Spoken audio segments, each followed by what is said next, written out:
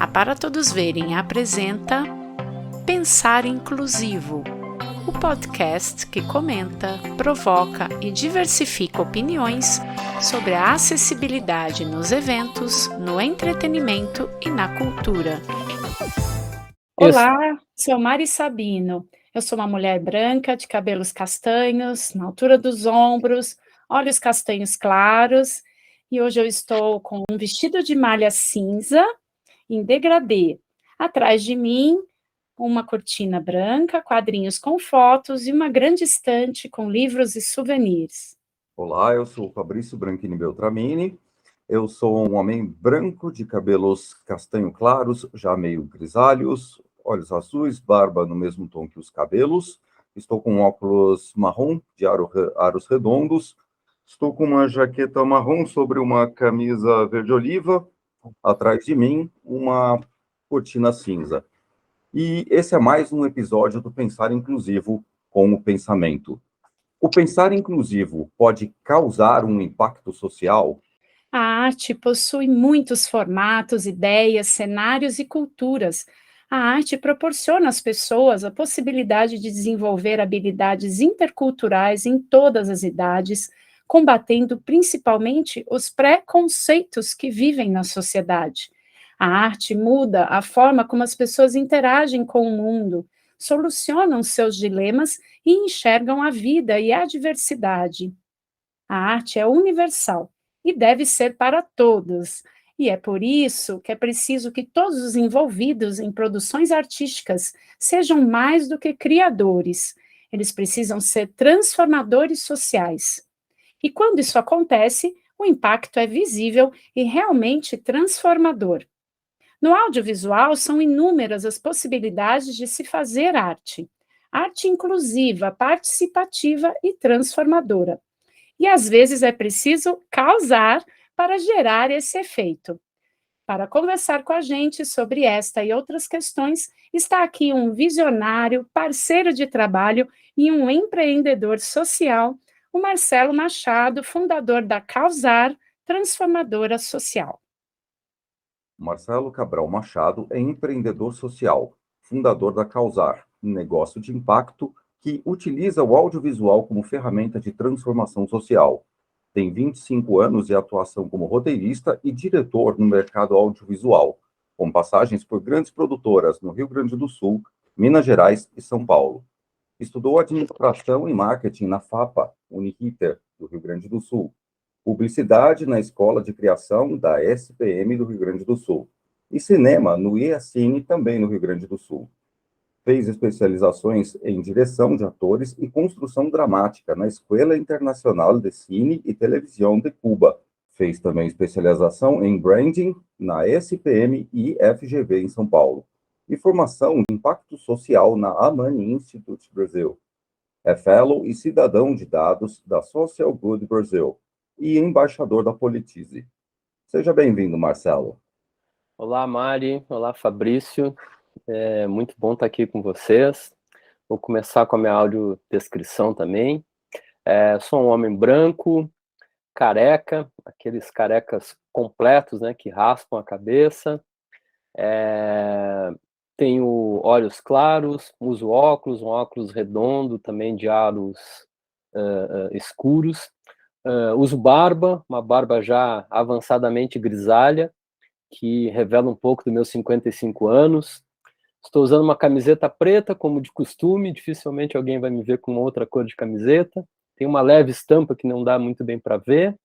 Atrás de mim tem uma janela que se mistura um pouco com a luz aqui do quarto que eu estou e com as luzes da cidade de São Paulo bem ao fundo, assim, ao meu lado direito, e também dá para ver duas cortinas, um pedaço de cortina do lado direito, outro pedaço de cortina ao lado esquerdo. E na minha frente também tem os fiozinhos dos meus fones de ouvido que eu estou usando aqui para escutá-los e também falar com os nossos ouvintes aí. Esse é o profissional do audiovisual, na audiodescrição detalhada. Que bom, que bom. Tive bons parceiros professores aí, né? A gente vai aprendendo, a gente vai aprendendo. Que bom. Entreter, envolver, engajar, estes propósitos fazem parte dos projetos de transformação social da Causar, que desenvolvem atividades no meio audiovisual com cunho socioeducativo. Marcelo, hoje vocês têm projetos inovadores e que geram um impacto nas comunidades da periferia da cidade de São Paulo. Como estas atividades acontecem e a quem elas são endereçadas? Bom, a gente, para contar como é que a gente está hoje, tem que voltar um pouquinho só, né, lá atrás. Assim, a Causar existe há 4 anos. Ano que vem a gente, assim, eu digo, a gente já está no caminho dos 5 anos, né? E a gente começou pensando inicialmente em ser uma plataforma que conectasse os coletivos de audiovisual da periferia com algumas marcas, e isso foi se desenvolvendo, foi se transformando, isso foi organicamente nos trazendo para o lugar que a gente está hoje, né? E legal quando eu escutei o Fabrício fazer ali a minha mini bio, né? Fui prestando atenção nessas minhas trajetórias também de formações, né? E nada é por acaso, né? Realmente eu fui me direcionando para outros lugares, né? Desde da minha origem de trabalho ali, o marketing, a publicidade, depois o cinema. E o que aconteceu para a gente hoje estar onde a gente está foi muito senso de observação mesmo, né? Porque dessas conversas com esses coletivos do audiovisual na periferia de São Paulo, veio um primeiro dado importante, que foi mesmo os coletivos melhores organizados, assim, coletivos com mais experiência, com mais tempo de estrada, né, de mercado e tal, esses coletivos sempre sofriam com a orçamentação dos seus trabalhos, né? Então, invariavelmente, no mínimo 50% do valor dos trabalhos esses coletivos gastavam com locação de equipamentos que eles não tinham condições de comprar. Esse foi o primeiro dado que a gente guardou, né? Que era um dado importante. E eu já conto por que esse dado foi importante. A segunda informação importante, ela veio exatamente na minha formação em impacto social no Amana Instituto Brasil. Nós, entre algumas pesquisas, algumas trocas de informações com outros grupos de trabalho lá, chegamos a um número que eu considerei estarrecedor quando eu tive acesso a ele, que era relativo aos jovens, meninos e meninas que cumprem medida socioeducativa, né? Para quem não sabe o que é medida socioeducativa, é quando um adolescente comete alguma infração, é levado ao juiz, e o juiz, ao invés de decretar uma reclusão, né, uma internação, decreta o cumprimento de medida socioeducativa, que pode ser prestação de serviço à comunidade, ou pode ser uma medida socioeducativa de regime aberto e tal.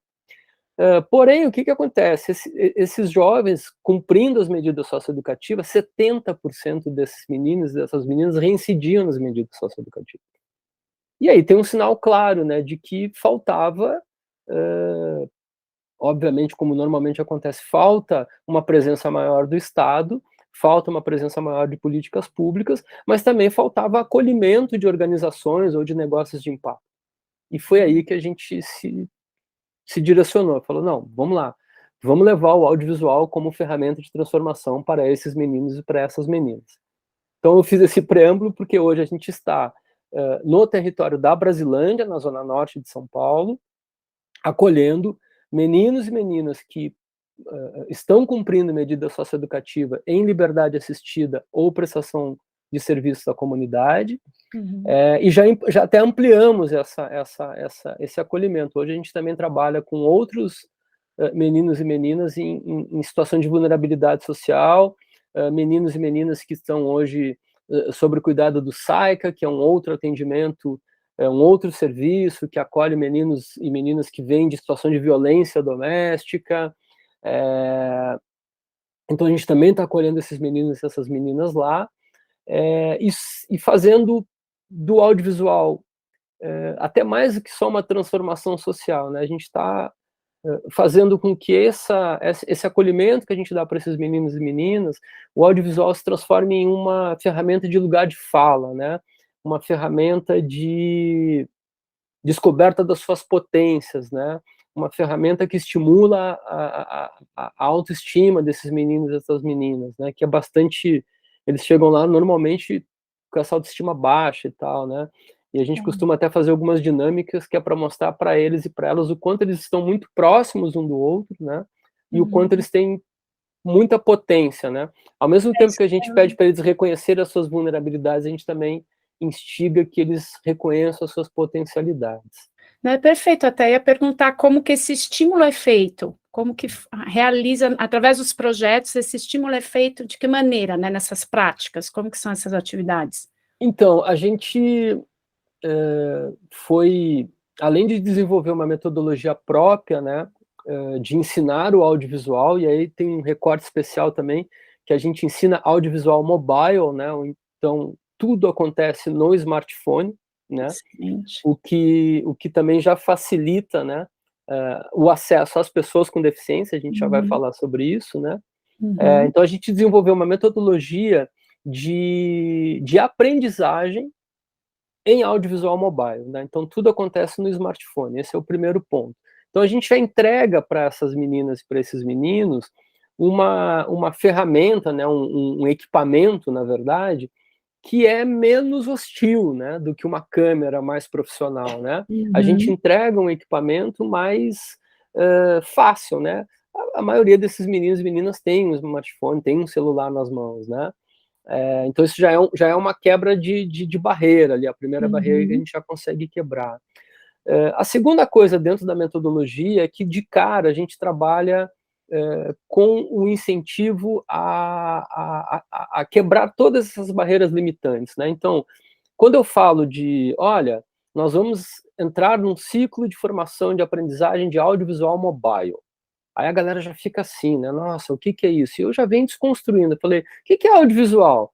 É o que a gente vê, o que a gente ouve, certo? A princípio, basicamente é isso. O que que é o mobile? O mobile é o nome técnico, né? Marqueteiro, vamos dizer assim, para o celular, né? A telefonia móvel é a telefonia mobile, a palavra é inglês, inglês é muito incorporado à nossa língua portuguesa e tal. Então eu já vou quebrando esses paradigmas, né? Então eu falo, olha, então audiovisual mobile é vídeos no celular, né? Então eu já vou quebrando essas barreiras. Vocês vão se transformar em videomakers mobile. O que que é isso? Videomaker é um fazedor de vídeo, uma fazedora de vídeo. Mobile é o mesmo smartphone. Então o que que vocês vão sair daqui? Vocês vão sair daqui, vão passar por um ciclo de aprendizagem e vão sair daqui dizendo, olha, eu sou um fazedor de vídeo no celular, eu sou uma fazedora de vídeo no celular. Então, a gente vai quebrando essas barreiras limitantes, né, para que essa galera comece a trazer a sua potencialidade e se distanciando sem deixar de reconhecer as suas vulnerabilidades, né. Então, a gente faz essas dinâmicas, desde cedo a gente já começa com atividades mão na massa, então a gente sempre divide cada encontro, são só 8 encontros, né, a gente até queria ampliar, mas são 8 encontros, uma vez por semana. Então a gente divide os nossos encontros em uma parte mais teórica e outra parte sempre mão na massa, né? Então, passamos um pouco de teoria e já vamos praticar logo em seguida. Então, desde o primeiro dia, esses meninos e essas meninas já têm acesso às nossas mochilas de produção, já têm acesso a todos os nossos equipamentos. Desde o primeiro dia já pegam o smartphone na mão, já saem fazendo alguma cena, já saem gravando alguma coisa. E a primeira coisa que eu digo, olha, é até uma frase que eu, eu roubei aqui no bom sentido de um livro que eu estou lendo, que é O Caminho do Artista, que tem uma hora que ela fala assim, se jogue que a rede aparece. E eu falo desde o primeiro dia para a molecada, falo, ó, vai, sai fazendo, não tem certo, não tem errado, nós estamos aqui todo mundo para aprender junto, né? Então, são essas coisas que a gente vai estimulando para que exatamente essa galera não chegue lá com aquele padrão de escola, né? Aquele padrão de aprendizado, que é o certo e o errado, né? Que é o acertar e o errar, né? É a nota boa, a nota ruim.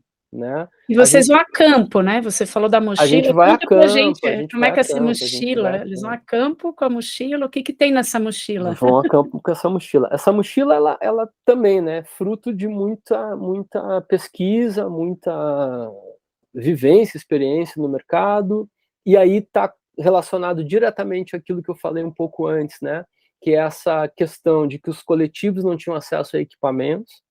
Então nós criamos as mochilas basicamente com o smartphone dentro da mochila.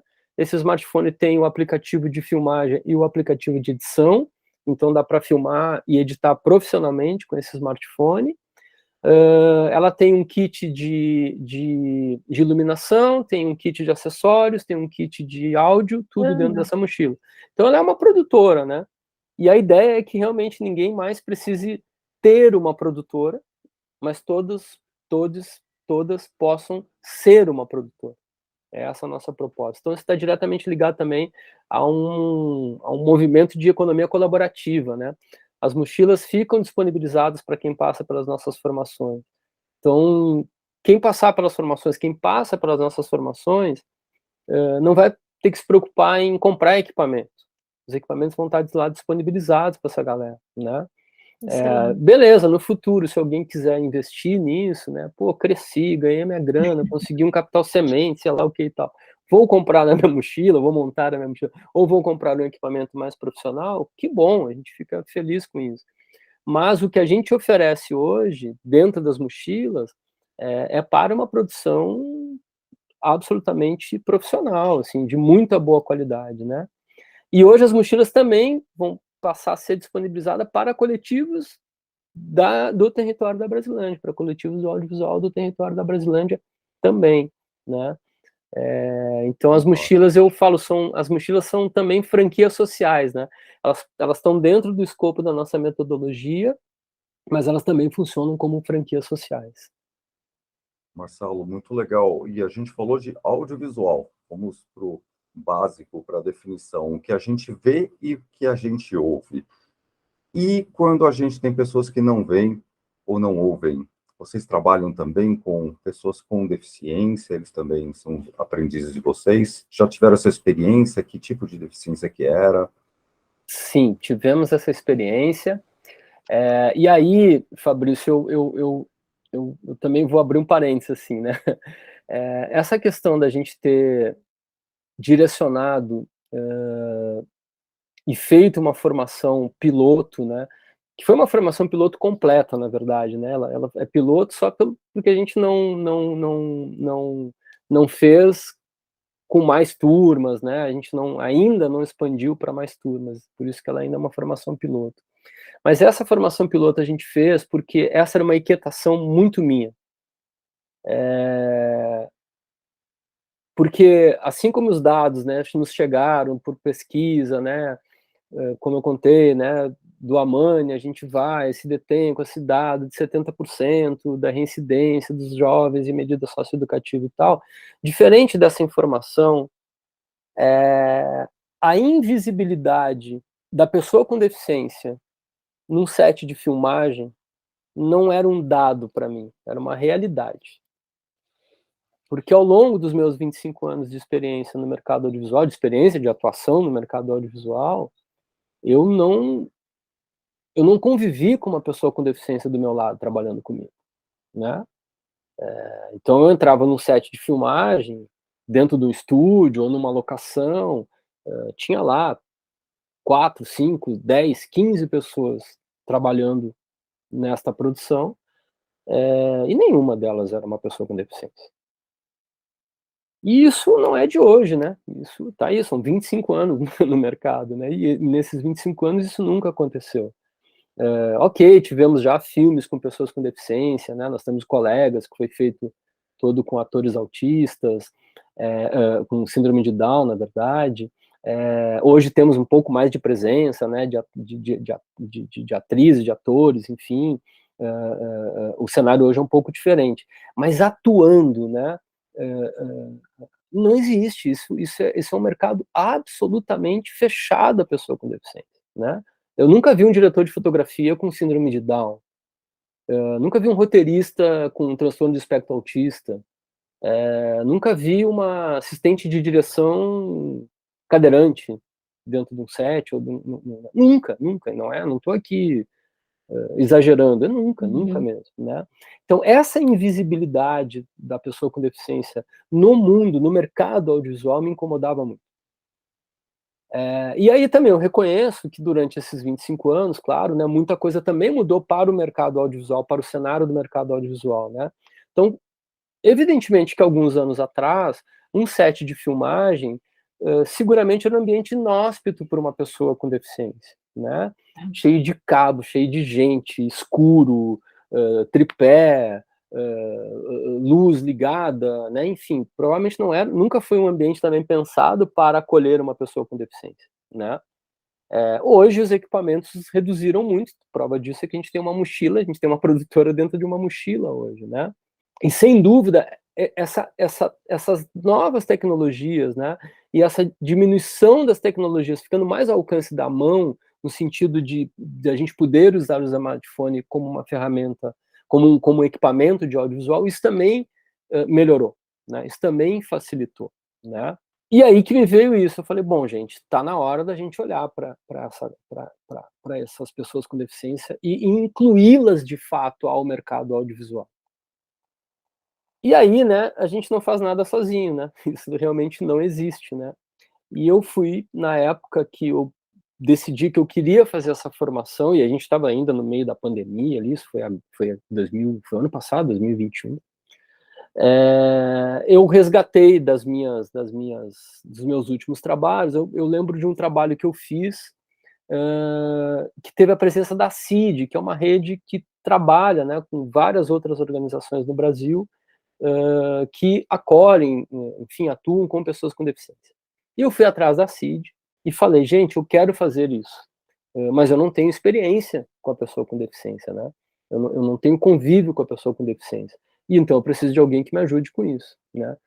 Tragam a experiência de vocês, que eu trago a minha experiência e juntos a gente constrói alguma coisa. E foi muito interessante, Mari e Fabrício, que quando a gente começou a conversar e quando a gente decidiu fazer essa formação, esse ciclo de aprendizagem para pessoas com deficiência, eu pedi, né, até por influência do próprio Social Good Brasil, eu falei, vamos lançar uma pesquisa para essa rede? Porque às vezes eu tenho uma percepção e pode ser que eu esteja com uma percepção um pouco distorcida. E nós lançamos essa pesquisa à rede. 83% das pessoas responderam que gostariam de ter uma oportunidade no mercado audiovisual. E outras 81% responderam que jamais encontraram um curso que oferecesse para elas a possibilidade de aprender e atuar no mercado audiovisual. E quando eu digo atuar no mercado audiovisual, não é atuar como ator ou como atriz, né? Era atuar mesmo, filmando, gravando, editando. Produção, né? Produção, né? Então isso de fato era como eu imaginava. Essas pessoas estavam realmente inviabilizadas e não incluídas ao mercado audiovisual. E aí, Mário, eu preciso recuperar também o que tu falou, pô, sou um visionário, eu acho que eu sou mesmo. E eu falei, bom, como visionário, né, eu vou por esse caminho, né? E aí, junto com a CID, construímos essa primeira formação, uma formação piloto, e aí eu fui um pouco mais ousado também, né? Eu falei, gente, eu queria diversidade dentro desta formação, né?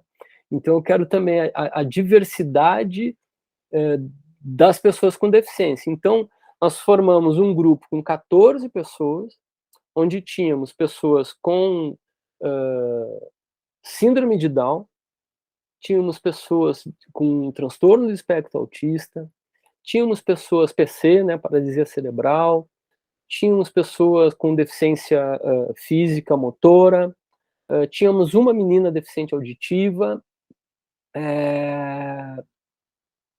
e uma menina que cadeirante também, ela era PC e cadeirante. Não tínhamos nenhuma pessoa com deficiência visual, até porque não tínhamos preparo ainda para isso, né? E ainda não temos, ainda estamos pensando em possibilidades de como conseguir chegar a esse público, né? E o resultado foi muito legal, né? A gente conseguiu, imagina, a gente conseguiu fazer uma oficina online com este grupo diverso, e desse grupo saíram 6, 8 vídeos produzidos por pessoas com deficiência nos seus smartphones. Nem usaram as nossas mochilas, porque a gente nem tinha condição de fazer com as mochilas chegassem até essas pessoas.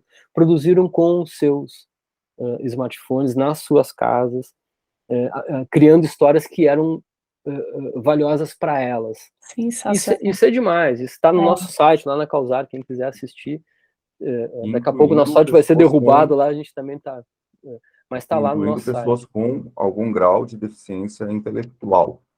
Sim, Fabrício, sim. Isso para nós foi um desafio e tanto, porque a gente fez também, além dessa pesquisa, nós fizemos um primeiro encontro com as pessoas que tinham manifestado interesse. Então nós fizemos um primeiro encontro com as pessoas e com familiares que acompanharam essas pessoas, e foi muito interessante, porque teve um comentário de uma mãe que foi muito legal. Ela falou assim, no final, né, a gente mandou um formulário de comentários, e uma das mães de um menino que é transtorno, que é autista, transtorno do espectro autista, ela mandou um comentário assim: olha, eu adorei, e o meu filho também adorou, mas assim, deu para ver que o Marcelo sabe muito, ele é muito preparado e tal, mas tipo, ele falou audiovisual e o meu filho não entendeu nada, ele não tem a menor noção do que é isso, assim, né? E aí me caiu a primeira coisa que eu fiz: nossa, gente, olha só, né? Eu preciso reconstruir muita coisa, ou melhor, eu preciso desconstruir, né, para construir novas coisas. Então eu tive que me desconstruir muito também em relação a termos, a forma de colocar, né? Então eu parei de falar de audiovisual, eu passei a falar de vídeo, porque vídeo era o que era fácil para a capacidade cognitiva deles e delas assimilarem rapidamente, né? E aí, Fabrício, muito legal a tua colocação, porque aconteceu uma outra coisa também, além dessa nós tínhamos níveis diferentes, né, de capacidades cognitivas, e o próprio grupo, ele começou a trabalhar junto. Então, alguma das meninas que eram PC, né, paralisia cerebral, elas entendiam um pouco mais, a capacidade cognitiva delas era mais aguçada, enfim, e elas começaram a ajudar o restante do grupo. O grupo começou a mandar mensagem de áudio no grupo do WhatsApp, porque nós criamos um grupo de WhatsApp. O grupo mandava mensagem de áudio e em seguida, ou mandava mensagem de voz no WhatsApp, no grupo de áudio, e em seguida uma das meninas escrevia o que estava fazendo, porque ela lembrava: nós temos a Sara. Verdadeira inclusão, né, Marcelo? Verdadeira inclusão. O que aconteceu ali nesse microsistema foi um exercício de inclusão lindo de se ver. Exemplo, né? Um exemplo maravilhoso que a gente sem deixa dúvida, aqui para que todo mundo pense a respeito. E é plantar uma pequena semente, não precisa ser um visionário, né? Mas pode ser a favor, né, da inclusão, pensar nisso. Muito legal mesmo. Marcelo, que bom. Você falou da mãe desse rapaz com deficiência. O teu projeto ele não fica só restrito a essas pessoas que estão sendo atendidas, mais pessoas querem abarcar, querem colaborar ou querem participar de alguma forma, pessoas que não, por exemplo, você começou com essas pessoas com medidas socioeducativas, né? E não havia outras pessoas que queriam participar também? Como é que funcionou? Você conseguiu expandir? A gente conseguiu sim, Fabrício. O que está acontecendo hoje, né? A gente começou com jovens em medida socioeducativa. Quem acompanha esses jovens são os técnicos de medida socioeducativa. Então, esses técnicos também acompanham esses meninos e essas meninas, né? Antes da gente começar, porque a gente conseguiu esse ano em função depois da vacinação, né, das coisas presenciais começaram a voltar a acontecer, a gente conseguiu iniciar a formação presencial lá na Brasilândia, num espaço que a gente conseguiu lá em parceria com a Promove, que toca o Circo Social lá na Brasilândia, nos abriu um espaço. Então hoje nós temos lá um espaço, uma sala, que é o Espaço Causar de Transformação Social. Antes disso acontecer, o acesso aos meninos e às meninas era muito complicado durante a pandemia, porque muitos deles não podem ficar com o celular em uso, inclusive, enquanto estão em medidas, ou às vezes não têm mesmo um celular na mão por questões socioeconômicas. Então, o que nós fizemos antes até de chegar nos meninos? Nós demos formações para os técnicos de medida, para que eles conseguissem produzir conteúdos em vídeo para se comunicar com os jovens ao longo ali da pandemia, que a comunicação estava comprometida. Hoje, Fabrício e Mari, a gente, além dos jovens em medida, a gente está trabalhando também com esses outros recortes de jovens em vulnerabilidade. Então, estamos recebendo jovens vindos do SAICA, temos jovens que vêm do CJ, então não só jovens em medida socioeducativa, né? Estamos acolhendo lá numa outra turma que agora, nossos encontros são sempre às quintas-feiras, agora nós temos uma turma também às quartas-feiras, de meninos e meninas que frequentam o Circo Escola da Brasilândia, e que vem do CEDESP, que é um projeto da prefeitura, com a Promove, que não tem nada a ver com a gente, mas que simplesmente por verem a gente lá, ver a nossa sala, passar ali, entrar, perguntar o que é, ver os meninos lá, né, com o smartphone na mão, gravando ali e tal, vinham perguntar, mas o que é isso aí, tal, não sei o que, e a dona Paula lá, que é a coordenadora, chegou para mim, olha, preciso de uma turma aí, porque a moçada tá querendo saber o que é. Então a gente abriu essa turma às quartas-feiras, a turma da manhã é uma turma mista, a turma da tarde é uma turma só com meninas, que é muito legal, porque as meninas também estão ali já trazendo seu lugar de fala, estão trazendo a sua representatividade e tal. Então a gente já está expandindo, né, para esses outros públicos, né. E a nossa formação com os PCDs, Fabrício, só para fechar, teve o acompanhamento permanente de dos meninos com síndrome de Down e transtorno do espectro autista, eles tiveram acompanhamento das mães durante toda a formação. As mães tiveram o tempo todo ali com eles, e era muito legal, porque as mães volta e meia opinavam, né? Falavam, esse filme, agora eu entendi para que tem uma claquete, nossa, eu não sabia que era feito assim, tá? Então participaram junto do processo. Qual que é a idade dos meninos, meninas que trabalham? A gente hoje trabalha tanto no socioeducativa quanto nos meninos lá da CEDESP, lá do Circo Social, a gente trabalha na faixa de 14 e 18. A oficina com pessoas com deficiência, não, a gente trabalhou com faixas bem mais altas. Ali tinha menino com 18, 19, tinha uns meninos lá, que para mim são meninos, né? Tinham lá 31, 32, enfim, a gente trabalhou com faixas maiores, né? E a gente deve continuar trabalhando com essas faixas quando a gente, né, à medida que a gente está continuando trabalhando com as pessoas com deficiência, a gente não deve restringir só os jovens, né? Legal, é justamente isso que eu queria pegar o gancho, porque a gente ouve muito dos colegas de trabalho que estão atuando no mercado e que são pessoas com deficiência e trabalham muitas vezes com serviços para este público também, que o grande problema na contratação em diversas atividades em relação à sua função, em relação àquilo no currículo diretamente, ainda é o capacitismo. E você acredita que as atividades da Causar, esse resultado que você está trazendo para nós, as pessoas com deficiência atuantes, geram uma autonomia e inclusão desses aprendizes para o mercado de trabalho? Você pode citar algum exemplo que você saiba de pessoas que continuaram ou procuraram atividades após esse trabalho de vocês? Sim.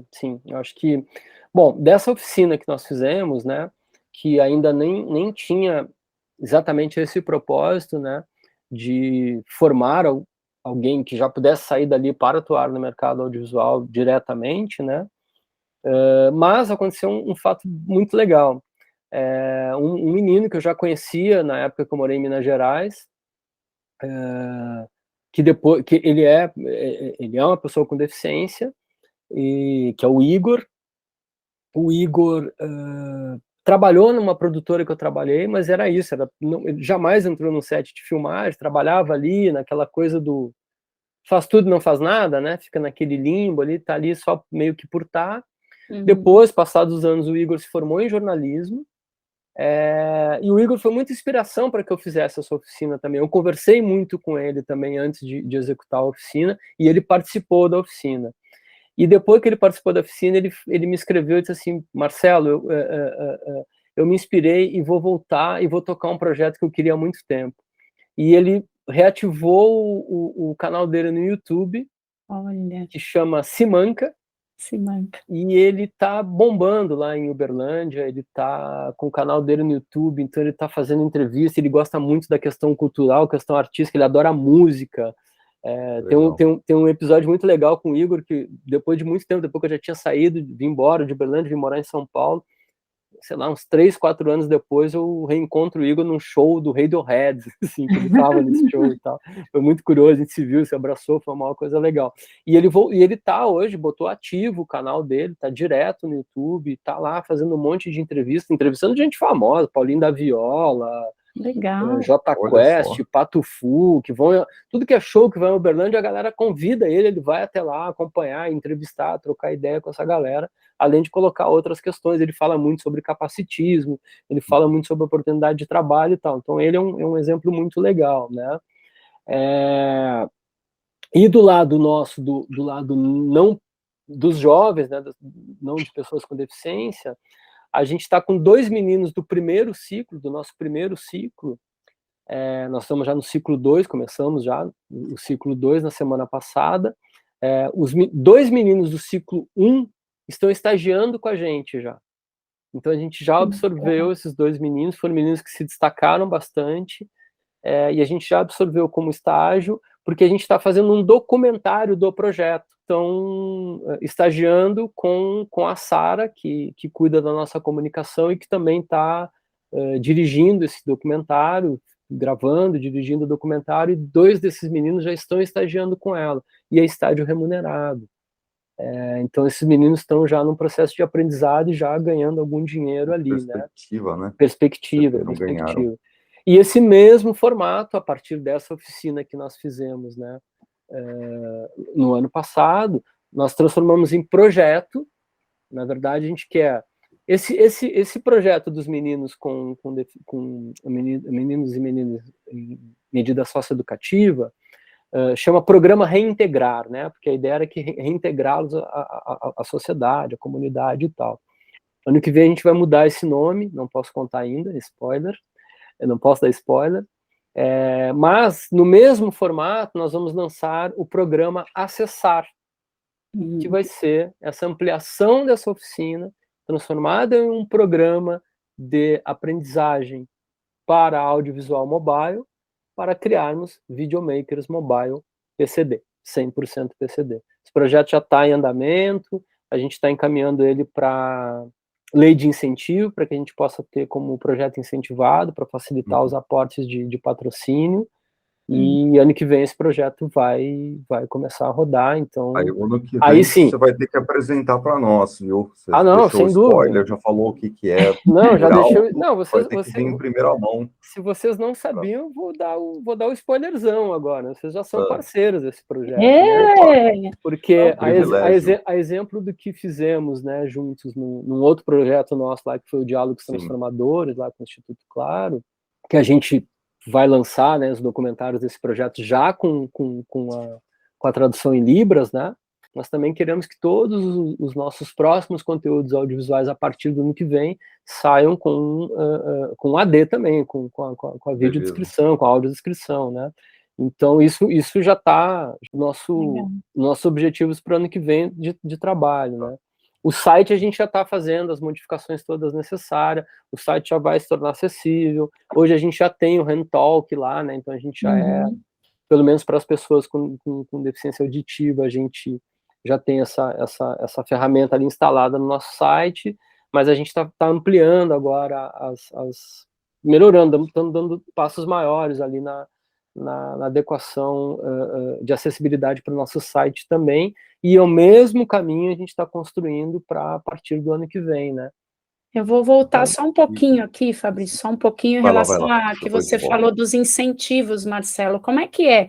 Porque muita gente tem dúvida, eu preciso de investimento público, privado? Como é que foi buscar toda essa estrutura da mochila, do trabalho do Instituto? Como que a Causar trabalha nesse viés aí do socioeducativo? Legal, boa Só pergunta. complementando a pergunta da Mari, eu ia perguntar justamente sobre o como fazer acontecer, e logo em seguida você vai falar do seu projeto, e depois o que pode ser feito na produção audiovisual como um todo para dirimir a distância existente entre o conteúdo que é disponibilizado para o público em geral em relação ao que é adaptado para as pessoas com deficiência.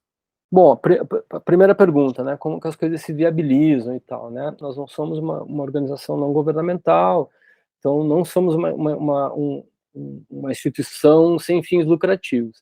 Nós somos um CNPJ, nós somos um negócio de impacto, né?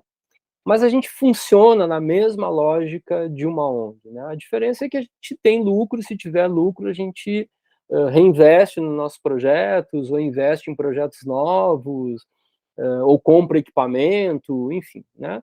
Essa é a única diferença. E a gente quis se manter nesse lugar mesmo, até para incentivar mesmo que negócios de impacto possam, de fato, promover transformações, né? E possam coexistir com as organizações e com as instituições, com institutos, com fundações e tal. E, de novo, né? Sozinho não se faz nada. E eu tenho uma amiga que também é fellow do Social Good Brasil, que é a Gisele, e a Gisele me procurou um tempo atrás dizendo, olha, eu acho que vocês têm um potencial muito grande para trabalhar com leis de incentivo, né, para viabilizar o projeto de vocês. E a Gisele trabalha na Incentive, que é uma empresa especializada nisso, e essa parceria com a Incentive é que viabilizou o nosso programa Reintegrar, por exemplo, né? Porque elas inscreveram o programa Reintegrar no PROMAC, aí fomos contemplados a captar recurso por lá, né?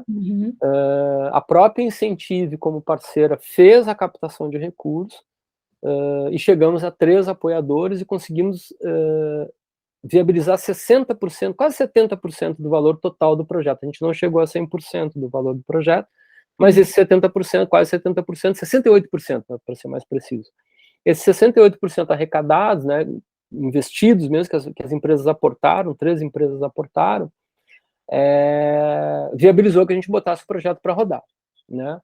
E agora a gente está fazendo o mesmo trabalho, reeditando o Reintegrar, vamos apresentar o Reintegrar para a renovação para o ano que vem, e vamos apresentar o Acessar para o mesmo modelo de formação, porém direcionado a pessoas com deficiência, né? E a Promove, que já é nossa parceira lá na Brasilândia, tem uma unidade que já trabalha, já é uma unidade que atua com pessoas com deficiência. E possivelmente a gente leve o nosso segundo espaço Causar de transformação social em parceria com a Promove, seja nessa unidade lá na Zona Norte, para já entrar, porque lá o espaço já é acessível, já é, né? A gente já vai para lá com isso. Se possível, vamos ampliar, vamos levar para outros lugares, mas a ideia é que se leve para lá. Então, hoje nós estamos viabilizando nossos projetos dessa maneira, né? Mas a gente, como negócio, a gente está sempre também procurando outras oportunidades de trabalhar, né? Então, o Diálogos Transformadores foi um projeto pontual e bacana, porque o Instituto Claro nos procurou para que a gente desenvolvesse uma jornada audiovisual dentro do programa deles, né? Mas os nossos projetos próprios, né, ou Reintegrar, ou Acessar, que é o programa que vem para o ano que vem, esses são projetos que nós desenvolvemos, nós, em parceria com a Incentive, submetemos às leis de incentivo, e depois a Incentive vai lá e faz a captação dos recursos e viabiliza os nossos projetos. É assim que hoje a gente está funcionando, é nessa lógica, né? E claro, né, à medida que a gente for tendo outras fontes de recurso, né, outras entradas, enfim, isso tudo vai entrando. A gente quer ter um banco de imagens, que a gente está trabalhando para construir esse banco de imagens para o ano que vem, né, também com parceiros, né, e lançar isso no ano que vem. As próprias mochilas, a gente quer fazer com que as mochilas se tornem essas franquias sociais com os coletivos, isso também vai gerar outros recursos. Enfim, a jornada do empreendedor social, ela é isso, né? Tem que se virar muito e buscando sempre, enxergando muitas oportunidades e tentando viabilizar o máximo possível de oportunidades. Eu tenho a pretensão de falar que esse caminho, né, de formar pessoas com deficiência no mercado audiovisual, a gente está sendo bem pioneiro nisso, né? Eu fico muito orgulhoso disso, e por isso que eu estou colocando tanta energia nisso, né? Por acreditar muito nisso. Então, acho que esse é um primeiro passo. Espero, sinceramente, que a partir do momento que a gente lançar isso para o mercado, que o mercado crie mais oportunidade para as pessoas com deficiência, porque é óbvio que a gente não vai conseguir atender todas as pessoas com deficiência nesse país para dar acesso ao mercado audiovisual, né? Mas espero que a gente, dando esse primeiro passo, a gente sendo pioneiro, a gente traga mais pessoas, mais organizações se inspirem a fazer isso também. Outras coisas que eu acho que começam a acontecer aos poucos, né? A gente está vendo algumas exigências da própria Ancine, né? Que todo material hoje tem que sair com audiodescrição, ou tem que vir com linguagem, com tradução em Libras, né? Então essas iniciativas já são importantes, né? Promac mesmo hoje já tem essa exigência, que produtos audiovisuais têm que, no mínimo, ter tradução em Libras, né? Então acho que esses pequenos detalhes, que são muito grandes para esse universo das pessoas com deficiência, acho que é um primeiro passo, né? E depois incluir mais, e eu acho que tem que incluir não só naquele sentido vou chamar de cota, né? Não, tem que ter um PCD, né? Tem que ter um autista, tem que sair desse estereótipo também, né? Isso tem que acontecer naturalmente, né? Isso tem que acontecer porque daí, de fato, a gente está incluindo, né? Porque daí, de fato, a gente está tendo diversidade, né? De forma verdadeira, legítima, né? Isso tem que acontecer tão natural como os espaços deveriam também ser acessíveis, né? Enfim, Verdade. então, a gente quando entra por exemplo, né? Eu acho que, dando um exemplo para ficar dentro do universo cinematográfico, né? Do universo audiovisual, tão natural quando a gente hoje entra num cinema e tem lá um espaço para as pessoas com deficiência, para um cadeirante, etc e tal, né? Tem que ser natural a gente ver pessoas atuando no mercado audiovisual, né? Tem que ser natural um diretor ser uma pessoa com autismo. Tem que ser natural uma diretora ser uma pessoa com síndrome de Down. Tem que ser natural um diretor de fotografia, uma diretora de fotografia ser uma cadeirante. Tem que ser natural, né? É isso que eu espero que daqui a um tempo a gente consiga contribuir bastante para que aconteça, né? Nós também. Tamo junto, vamos junto. Nessa toada, e já encaminhando para o final, a nossa provocação que a gente faz para todo mundo que tem no podcast. O que é para você o pensar inclusivo? Acho que pensar inclusivo é isso que a gente acabou de falar, sabe? Quando a gente passa a conviver com qualquer pessoa de uma forma natural. Acho que esse é o pensar inclusivo, né? Então, se eu entrei no cinema e uma pessoa cadeirante entra comigo, tá tudo certo. Ela vai ter a mesma oportunidade que eu de assistir aquele filme. Acho que esse é o pensar inclusivo. Quando isso for natural, absolutamente natural na sociedade, aí eu acho que é o ideal do pensar inclusivo, né? Porque daí deixou de ser pensar, aí passou a acontecer de fato, né? Deixou de ser lá resumido. Só uma coisa qualquer para ser uma coisa de fato, né? Acho que é isso. Isso mesmo. Tá. E, bom, foi um prazer pelo nosso podcast. Foi um prazer também poder já colaborar com um projeto de vocês, e essa parceria certamente vai estender para o futuro. E, enfim, é muito bom ter a sua conversa e ter a sua visão sobre vários assuntos que a gente já está saindo do convencional, né? Você sempre entrega para a gente uma visão de visionário nessa área de acessibilidade. É sempre um prazer. E eu tenho muito orgulho de ser parceira dos seus projetos. Eu e Fabrício, a gente sabe da importância disso para o nosso trabalho como um todo, do pensar inclusivo, de estar nessa rede, né? Porque você contou aqui muitas coisas que foram aí sendo geradas através de uma pequena sementinha, né? Então, olha como é importante a gente passar. Eu espero que todo mundo que possa assistir, ouvir a gente aqui, pense nisso. Olha como é importante, né? A gente pensar nesse coletivo, pensar ali nas comunidades, o que pode ser feito, o que pode se trazer, o que eu posso levar com o meu conhecimento, né? Então, realmente, você está sendo pioneiro na questão do audiovisual para pessoa com deficiência, com uma tecnologia acessível, super acessível no sentido do celular, né, e super atual. Então, que realmente a gente tenha um trabalho cada vez mais rico nesse conhecimento da diversidade e do pensar inclusivo. Muito bom, gente. Obrigado. Foi sensacional. O privilégio é meu de ter vocês como parceiro, porque vocês que estão nessa jornada há muito mais tempo que eu, né? Também me acolherem, também acreditarem no que eu estou fazendo é um privilégio tanto. Obrigadão mesmo. Valeu. E este foi mais um episódio do Pensar Inclusivo, o podcast que comenta, provoca e diversifica opiniões sobre a acessibilidade em eventos, entretenimento e cultura. O Pensar Inclusivo é mais uma produção da Para Todos Verem Soluções em Acessibilidade.